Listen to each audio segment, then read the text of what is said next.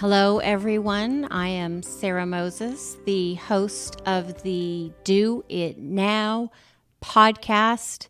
And do I have a treat for you today? I am beyond excited, honored. We're going to celebrate this.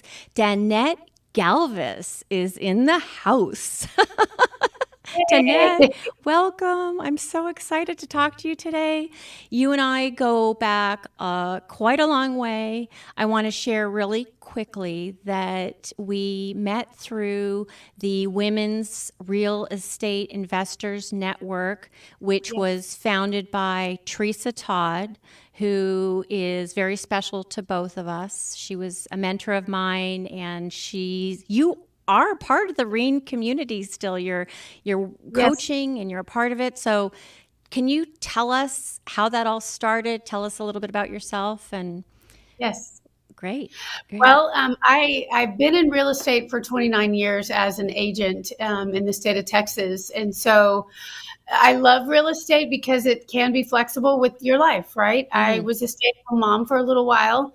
I wasn't active in the real estate transactions at the moment, but I knew I always wanted to get back in it. Flipping and remodeling and being in construction is really a passion of mine. I love tools. I love fixing things. And so the WREIN network does a lot of what their advertising is on Facebook. So most women that join the network always say, I saw the ad on Facebook. I saw this, I saw that. And so I too saw this ad on Facebook of this women's real estate investing network that was really helping women learn different strategies on how to become an investor, how to flip homes, how to use other people's money. And I'm like, okay, I'm going to try that master's class. And I did the master's class. I didn't sign up right away. And then I went to the first WREIN Live conference held here in Dallas. And it was a 3-day event with amazing speakers, with Teresa Todd and the Todd family, and award ceremony, women getting on stage that had earned and done all of the things prior to me being there. And I just heard God tell me, I already have all the houses for you. I just need you to show up and do the work. And so I'm like, and there was also a speaker there. His name is Myron Golden. And when he got on stage, you know him. I believe you do. It's just like tying biblical with action and just all the things that he coaches to. I got up and stood up, and I just trusted that I was going to make the investment in myself, and I knew I'd earn it back on my first deal. And that's what I did. That was a very, very moving event. I was at that event as well. It was before we met, but I remember when Teresa got up on the stage, and she was the first woman that I had been exposed to, who was saying, you know, we are going to create this incredible network of women investors because we need to. There's not enough women investors. And she was also talking about faith and God, and that was new to me. You know, I go to church and I'm a believer and all that, but here was someone talking about it as it, you know, relates to business, and it was infused in everything. And then you heard Myron speak. I heard Myron speak. I did the same thing. I felt like it was a calling, and there's been so many beautiful things that have come out of that. And can you tell us what's happened for you? Because it sounds like it's been this amazing advancement for so many levels, right? Since that event. Yes, absolutely. God has had his hand in those steps for me in more ways than I even heard that day when he said, I already have the houses for you. He didn't say, I have 20 houses for you next year, go, right? He said, I already have the houses for you. So I don't have to put a stress or a timeline on how that's going to happen. I just know that the end goal is building a legacy for my family that will be a retirement package for myself if I need to rely on that for passive income or selling assets, and then also something I can pass down to my child. And so for me, I immediately jumped in training, investing that amount of money in yourself. You're like, okay, I'm going to make this work. I'm going to learn. I was on the coaching calls for the 3-4 months of the beginning of my membership in the network and started taking actions after that, just based on steps. As I mentioned, I'm an agent for 29 years. I didn't learn this stuff in real estate school, right? They were teaching things that it was just still drinking from the fire hose water faucet, right? Like the overload was still very real. It made a lot more sense to me because I had already been flipping houses. I just didn't know to call it a house hack. I had already been remodeling houses and having rental properties and helping others by, selling houses and connecting them with general contractors and all of that. I just didn't have enough faith in myself at that time to do it for me. And then also a big barrier, a big hurdle for me was I didn't want to spend my family's savings and risk losing it. That was a fear. It's a real fear, like $150,000 into a house. Oh my, I don't want a bad deal. And what if the house is a money pit? All of those negative things that we self-talk to each other, to ourselves, I guess. That really dissipated going through this training. I don't know if it did for you, but it gave me more confidence in being bold and then partnering up with other women in this network who also have the same goals in mind. I've been able to partner in JV on a couple of deals, and I networked. Networking led me to meet Teresa Todd, and with that, it led to her realizing my qualifications, and I was then hired and interviewed to be a flipping and remodeling coach, which I am to this day. It's been a year and a half. And I love coaching the women on being bold, just going into a man's world of being a general contractor. I don't look like a general contractor, but I am, and I love it. And I normally am in a ball cap and some kind of tennis shoes and yoga pants and meeting contractors all day long. So I love being that unicorn out there. Even yesterday, one contractor said, "This is your house?" I'm like, "Yes, sir." Yes, sir. Yeah. It's so interesting because this is reminding me why you and I immediately hit it off, and we have so much to talk about. We have so much in common, is because I have been in one way or another renovating homes and even building new construction since I was in my 20s. My parents were builders. And so you and I came to this with a lot of knowledge already and a lot of experience, but it was discussion, like you were saying, about completely different things, about using other people's money to invest, that there's ways to do that. There was all this specialized knowledge that we learned that was incredible, that I'd never learned before. But the most important thing I learned, and I think you're speaking to it as well, is mindset. Because you just used the word legacy, and when Teresa got up on that stage and she was talking about legacy and leaving a legacy for our family and generational wealth, I had never thought in those terms. My mind was like, what? And I was like, yes, whatever that is, I'm in. And it's so exciting because there were thousands of women in this community. And you use the word network. That's also really important, right? You and these ladies and Teresa, you attract really positive, smart women who want to support each other. That's what I love. I love that about you. I have reached out to you a few times when I've been, doing some real estate in Dallas, and you have been, very quick to help me immediately.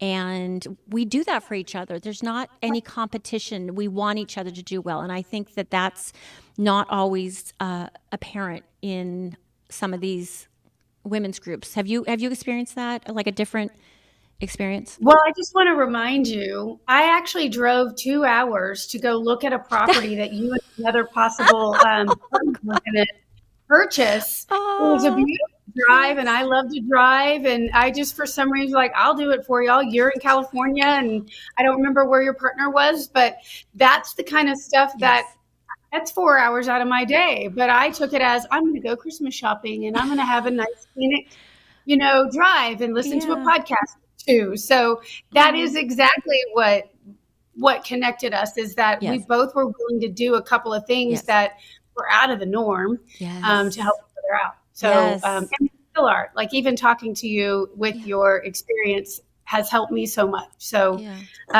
well, Well, It's thank you been for great. reminding me about that, because that is when that happened. I'm so glad, because I feel like I need to take you to lunch or something a few times now. But it was this thing, like you said, I called from California. I'm like, there's this property. It's in Dallas outside a couple hours. And you're like, I'll go.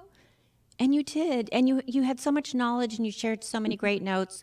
We ended up not getting that property, No, but you yeah. didn't need to do that deal. Right. You're like, no, you don't do that deal. Go Isn't to that, this house. yeah. Isn't that I fun? speak of that on the coaching calls, because also on the coaching calls, I'm trying to connect the women that are calling in from all over the U.S. Mm-hmm. for flipping and remodeling calls. And I'm encouraging them to network in their state, in their city, and name themselves on the Zoom calls to make sure they put Yes. their city and state, so that connection can happen Mm-hmm. outside of our Zoom land that we Mm-hmm. live in so much. So, and then to further that, answering your question, I Mm-hmm. didn't realize I would be writing a book a year ago, right? I And so know. what Yeah. this has spurred on is I've now I'm an author to a book, Kingdom Rehab Her. My journey in life is sobriety, and I've been sober now almost 9 years. And so I've been to rehab myself. Mm-hmm. I've stayed in a sober living home after inpatient rehab. And so the wheels started turning, the Lord started downloading, and it was, I rehab homes for fun because I love it. And then I've been rehabbed.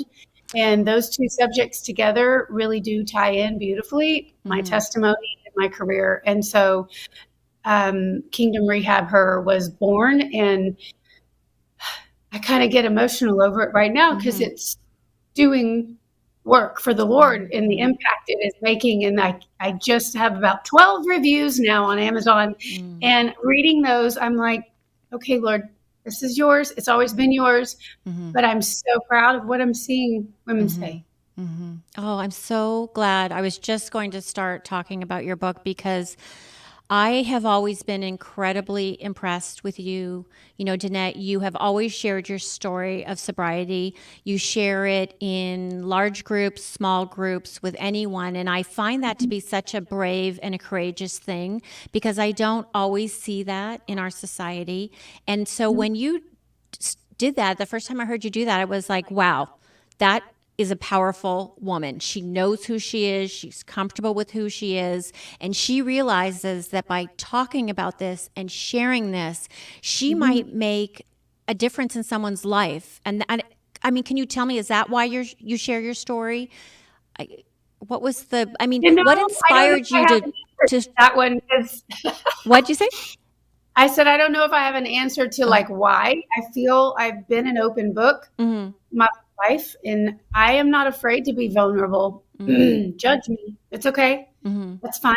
I I've walked through a lot darkness. I've been there, mm-hmm, and realizing I had a problem with alcohol mm-hmm, was also a big um, moment in my life. mm-hmm, So I can share that I know other women are having these moments and what to do, and you feel stuck. And it is true darkness, because that is the goal of the enemy, is to mm-hmm, keep us in darkness. And enemy, I mean the devil, Satan, mm-hmm, whatever, mm-hmm, king of lies. He wants us to be oppressed. He mm-hmm. doesn't want us to be a light for the kingdom of God. And at that time, I didn't realize that's what was happening, because I was so angry. I was so not wanting to give up my wine. And Mm-hmm. why is this my lot in life? Why can't I have just 2 drinks? I have to have 8.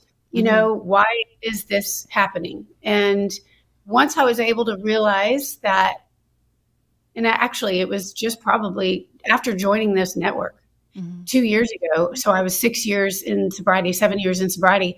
It dawned on me that this journey, I was meant to go through it all so Mm-hmm. that I could turn around and reach out a hand for another woman that's struggling and help her, Mm-hmm. even a man, right? I'm not Mm-hmm. just saying Right. an individual, a human Yes. being, and help them. Yes. So with that eye-opening awareness that happened then, it has only gotten stronger. And so Mm-hmm. that is why I wrote the book and Mm-hmm. bravely put my testimony in an avenue that will be here until whenever past Yes. my death.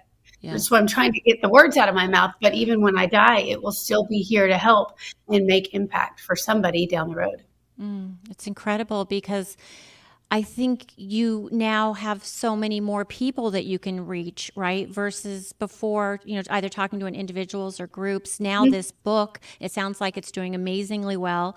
I want to remind Yes. everybody the name of it, Kingdom Rehab, Her Freedom on the Flip Side. I love the title that you've come up with. And I want to ask you if it's okay. I want to go back a little bit in case this helps anyone who's listening, because I have heard that sometimes when people are trying to quit or they go into rehab, usually it takes a few times. Can you tell me what was the different thing of why it happened for you when it did happen? Is there any advice you can give to people? Yes. Specific. I really did feel myself dying inside. And I don't mean like emotionally. Definitely that was the vicious cycle. And I speak about this in the book.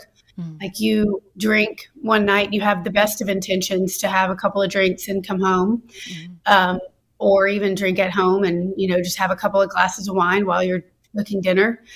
But when you get to a certain level of drinking, the next morning I would wake up and think, okay, where did I pass out?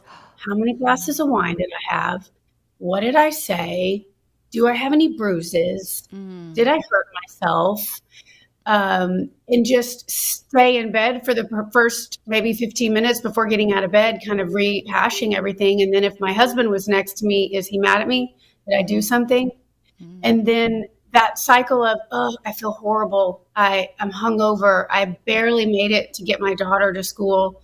And then I come home to crawl back into bed. And then at 11, hey, I can just have another glass of wine and feel better.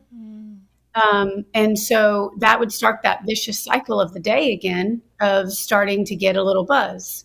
And then coming home after picking up at school and starting to cook dinner, do homework, have more wine. So it became that vicious cycle, and then heavy, right? It's not healthy to have 6 to 8 to 12 glasses of wine in a 24-hour period. So when I would wake up, it was like this ache inside my stomach. Like I could feel my organs aching. And so that was a big wake-up call of me knowing, all right, I'm fighting this emotionally because I'm getting ultimatums from my husband or family to quit drinking or else. And that didn't work, right? I was stubborn. It was more of that physical.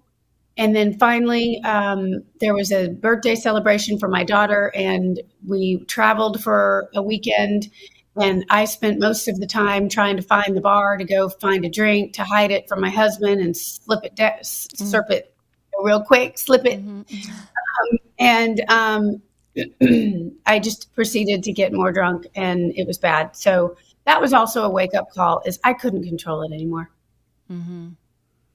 I am so moved by you as a human being, as I always am, because as you were talking, the whole time I was looking at you with such incredible regard and respect, because you are so honest. You share openly. I've never really heard anyone talk about it and share the details. No, I think it's really important, because for someone out there listening who might be struggling, I think they're going to see something different in you. You are just a straight shooter. I'm just going to be authentic. I'm going to be real. I'm going to talk to you and tell you what it was really like. And I hope a lot of people can read this book. And I know it's not just about your sobriety journey, but I think that's such an incredible, important part of it. And so you've shared this part of it, but then what was the thing then, though? Because it must take discipline. And what was different that last time? Something changed inside of you to decide? It was a decision, right? Yes. It is a choice, me first, right? I had to do it for me, for my health, but also at the time my daughter was had just turned 8. It was her 8th birthday that I just spoke about a second ago. So it was also a time in her life where I feel like, okay, I've got to get this together. I don't want to be this kind of a mom. I don't want to be this kind of a wife with constantly fighting and hiding and lying. And so that was also a big factor. But I also knew, because I had tried to get sober before. By the way, like, I've been sober consistently for 9 months, but my journey has been, I'm sorry, 9 years. My journey has been about 13 years, because I would get sober for 3 months and then I'd drink again. I'd get sober. I had a sober length of a year. And then I thought I had it good and I could drink again. Let me try to drink again. Then that was just another vicious cycle. So that is also a story for many people that have tried to get sober. They try and then give up, or they have a bad day and let's go have a margarita, or maybe a spouse is still drinking and you're trying to quit. And it's very challenging to do that, where your husband or is going out to happy hours and you're at home with the baby and you're like angry. So it was a vicious cycle for a couple of years. And then I knew I had to make a decision on my own without anybody telling me to, because that's the stubborn part that comes in. It has to be a heart change completely. And so that was the shift for my heart change, is my big why is my child. And I didn't want to be that kind of mom.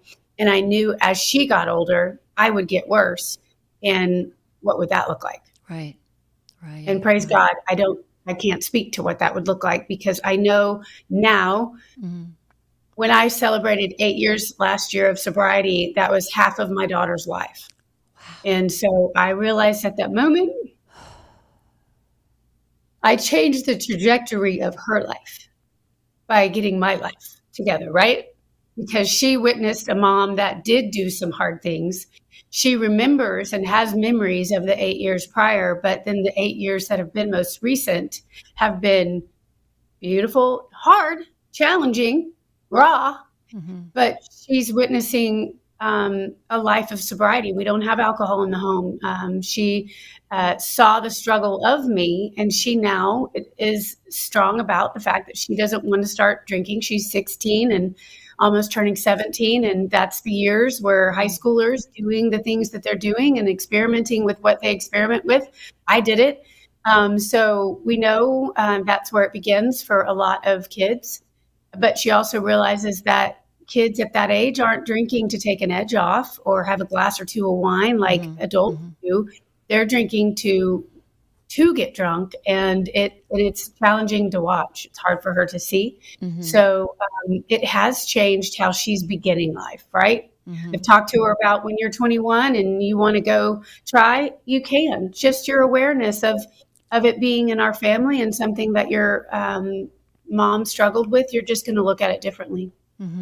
I think this is so incredible that you are talking about this, because I'm going to sound like a fangirl this whole podcast. I don't even care, because I'm just like, I'm in awe of you, because I know how hard it is. I've had friends and family members struggle with it, some of them without success. And I have to say that I think that the timing of this too, because I'm hearing more and more people talking about being sober curious, and about a lot of studies being done on the effects of the brain. I've certainly talked to you about, cutting back myself, because, I even started to think, when someone is really drunk and you see them sort of, tripping around and they're slurring their words. And I think that behavior is the same behavior you would have if you had brain damage, or if you had had a horrible concussion, right? So what is this thing that we're putting in our body, and then we start walking around, we've had too much of it, we look like we have brain damage. So anyways, I just think it's an incredibly important work that you're doing.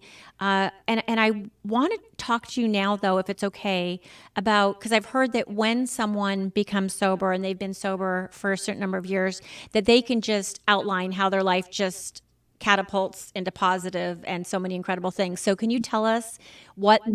I mean, we've heard some of them that have been over the last 8 years, but did your friendships change? Your relationships get better? Can you speak to that a little bit? Yes. And I think that also speaks to my vulnerability and being an open book.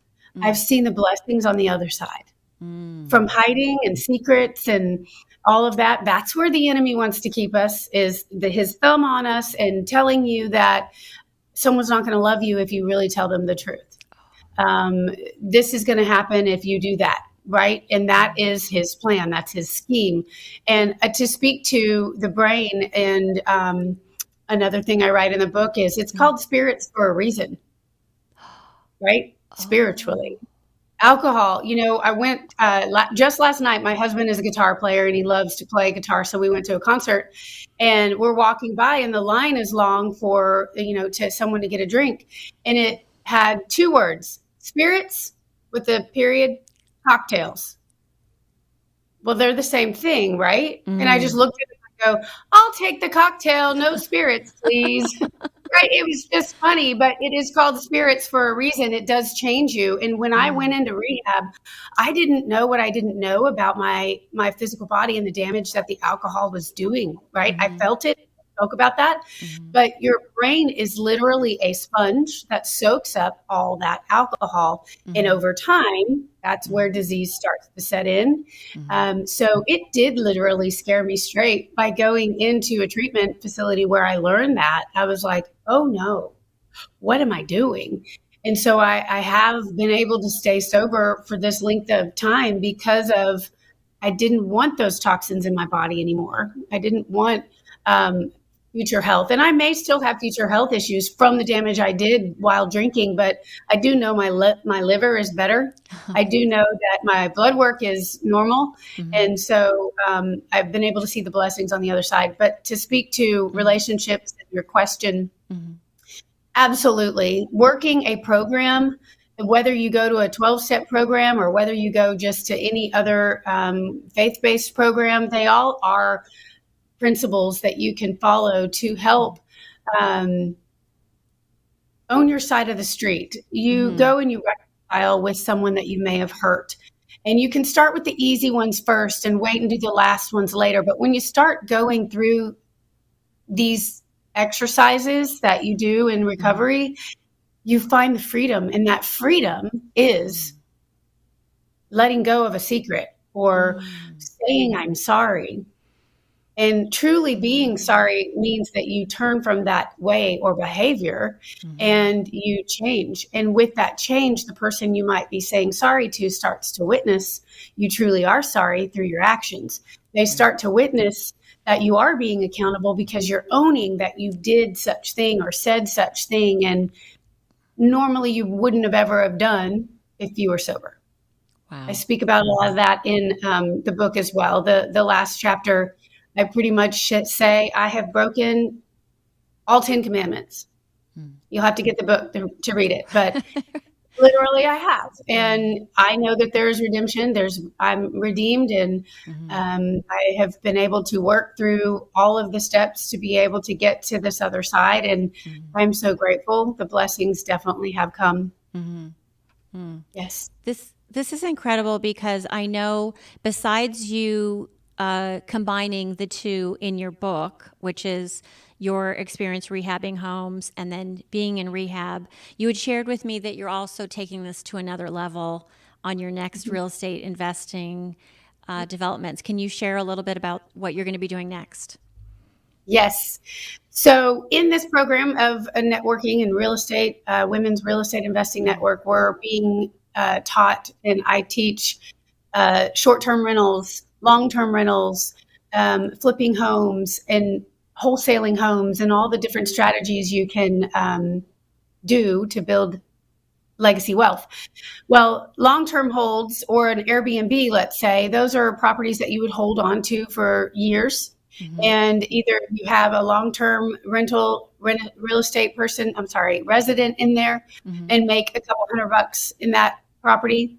And you add those up to having 10 properties. So you have some passive income. And then you have a portfolio of 10 homes. Maybe that totals $1 million, right? So that's starting to build your portfolio. So my portfolio is going to be specifically to own the home that the Lord is going to help me grow to pass down to my family. But while I have that home in my ownership, I'm not going to do an Airbnb honestly, that's where people just want to go and rent your property and get drunk. Right. I'm going to have a home that is going to offer housing to women that are trying to get on their feet from addiction. It's called Sober Living. And I stayed in a sober living home after my inpatient treatment. And so I've been in the program, and now I want to do that with the homes that I acquire. And I actually just got my first house under contract this week. And so I'm working through all of the things, learning a whole new thing to operate a sober living house, but I'm not going to learn if I don't go take the action. So providing housing for women is where I'm headed. Wow. I am again blown away by Danette. I'm your fangirl because you're talking about, do it now stuff. You're just saying, I don't know how to do it. I'm going to figure it out. Everything's figure outable. But what an incredible calling that someone who's actually been through rehab will be the person owning the home, helping the women. I think this is an incredible gift. I hope if it goes well in the Dallas area, would you ever consider doing this across the country in different areas? Yes. Well, and that is the strategies I'm learning, is buying other properties and having a portfolio. It would be great to have them in Dallas just to start because I can be hands-on. Mm-hmm. But once I have that down, I have written down goals, because that's what we do, is to serve 1,000 women in sober living. And that is in my property, not just serve them. But I didn't actually think about this number when I started writing the book, because the book is going to serve 1,000 women as well. Yes. But I mean, house and help. And 1,000 women could be a small number. That was just my goal I wrote down last year. But I would like to grow, because I'm learning, when you say do it now, I'm learning how to operate a brand new business. I can do real estate and buy a house and get the transaction closed and, do any kind of repairs or remodel that need to be done easy. But operating now a business that has the impact is now, that's the jumping forward that I'm like, okay, I'm going to make mistakes, and but I'm going to learn and make it all work and hug the women that come in and let them know they have a safe space to get back on their feet. So the impact is really the biggest piece that will be kingdom building, right? Yeah.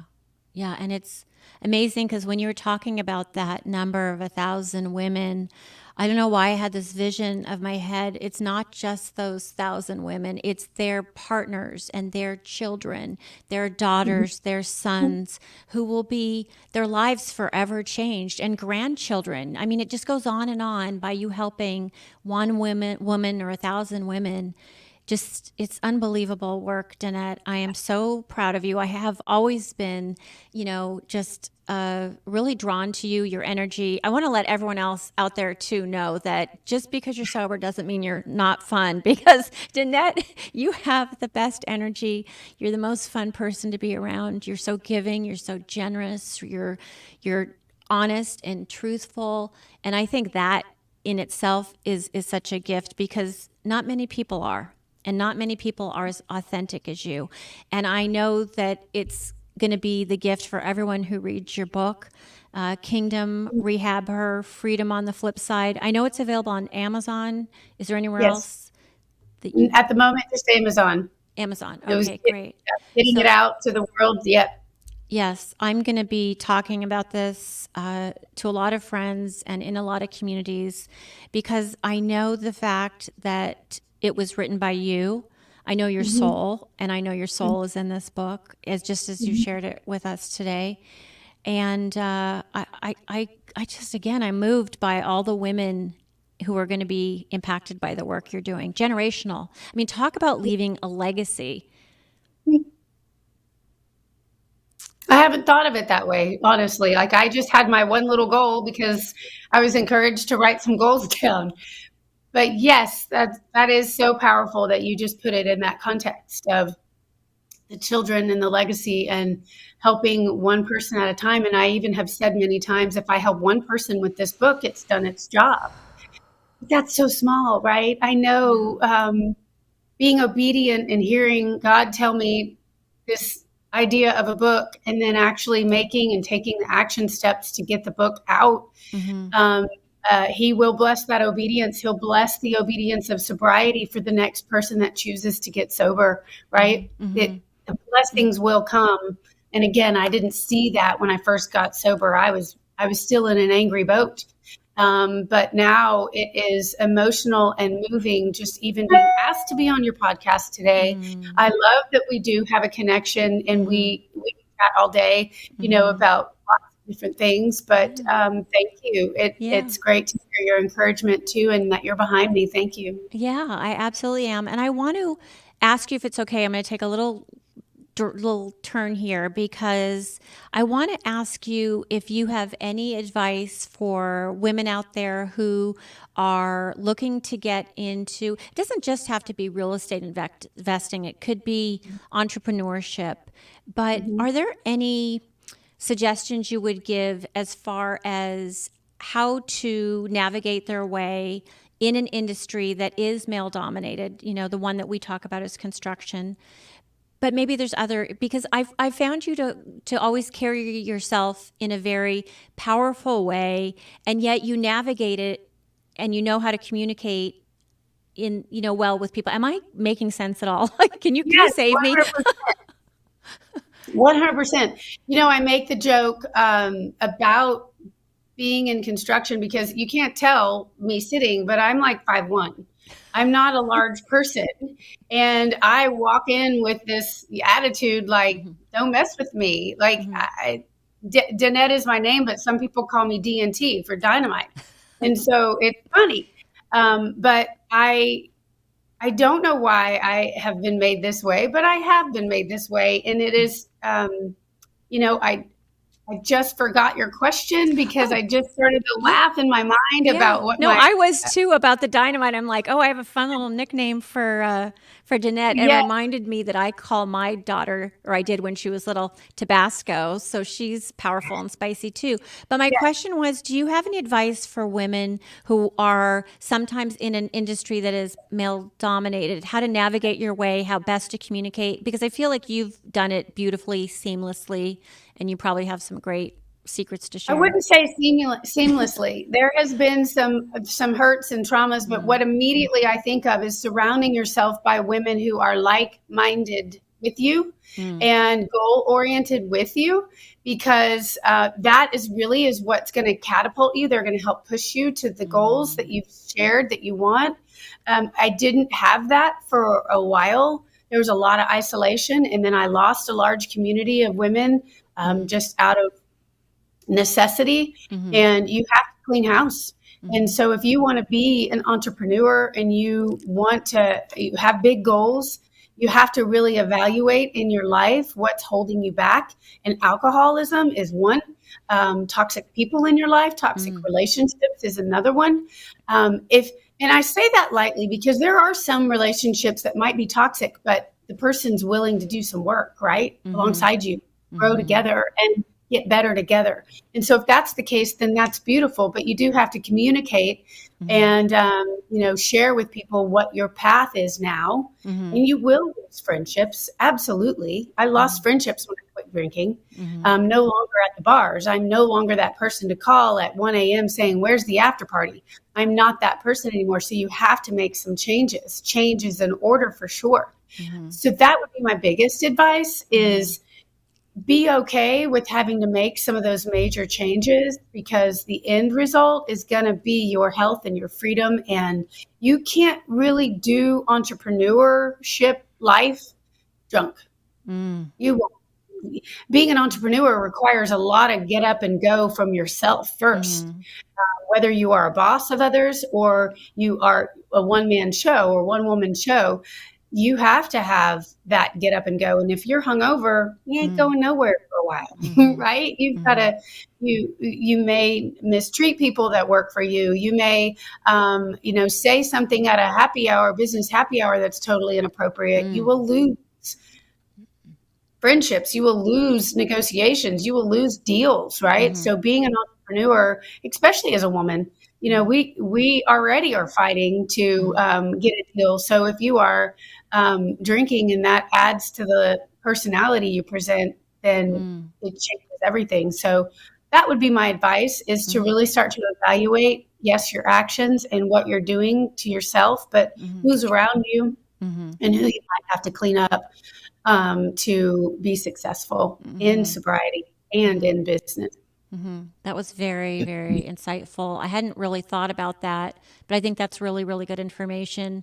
And I also like how you seem to be the theme of when you're talking. It seems to be about personal development, accountability, always working to be better, but also open to communication. As you said, if someone else is willing to communicate and make changes, and it's just sort of an interesting. I learn more and more about you, and I like all of it. I'm going to say Danette Galvis and her book, Kingdom Rehab, her Freedom on the Flip Side. It's available on Amazon. I know there are people out there who it's going to absolutely change. Oh, she's got it right there. Look at that gorgeous photo. Look at that. So I don't know if you noticed, but this again is all downloaded from the Lord. He gave me the idea of the photo shoot, but I'm wearing a pink tool belt. I have my AA book in one side, and I'm holding my Bible with my hand on a drill, and all my tools are pink.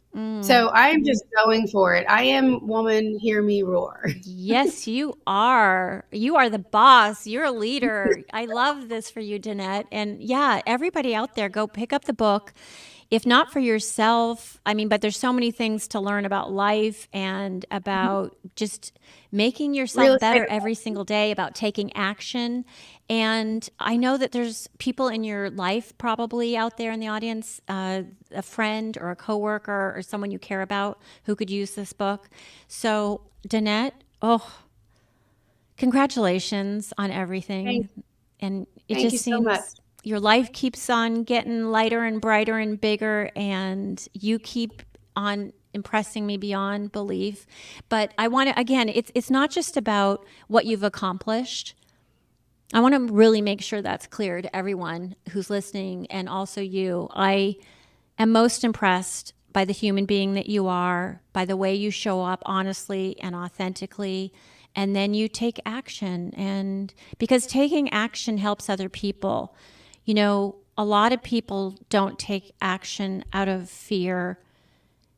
And I've realized through a conversation with a friend, her name's Melissa Benson, and she asked the question, is delay selfish? And we start to think about it, and it is, because by keeping myself safe, I'm putting other people in jeopardy that I could have helped.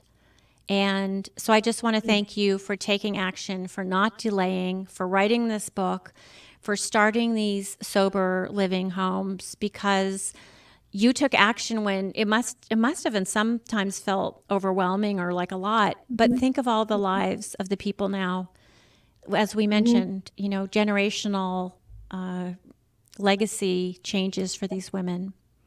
Yes. May I just add to that? And I love that you brought up the word fear.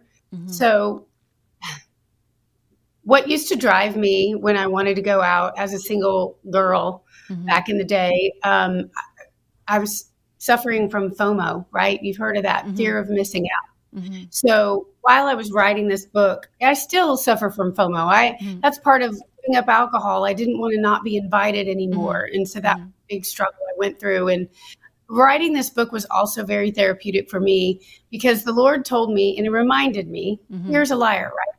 We know fear is a liar. It always has been. That's been a little phrase in the world that you hear when you're in this type of setting or circles with people, like fear is a liar.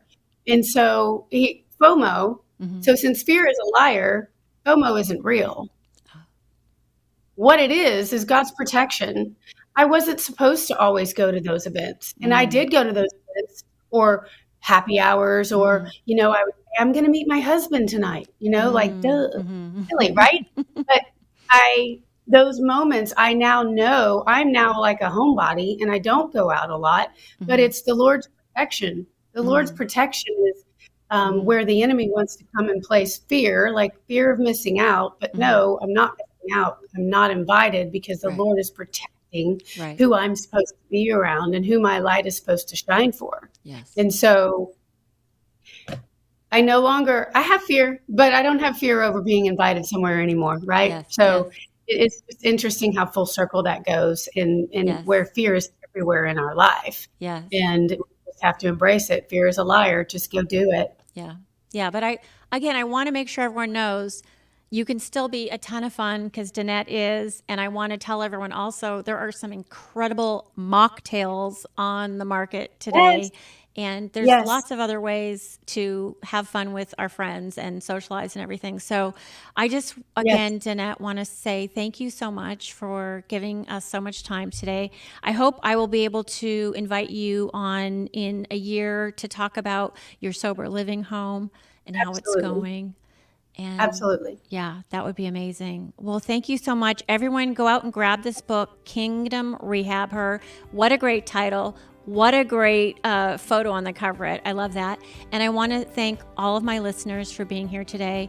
And I want to just remind you, if there's a big dream you have, go out there, do it now, do it now, do it now. Because the worst thing that you could do to yourself is not become the person that you could be in this lifetime. Thank you.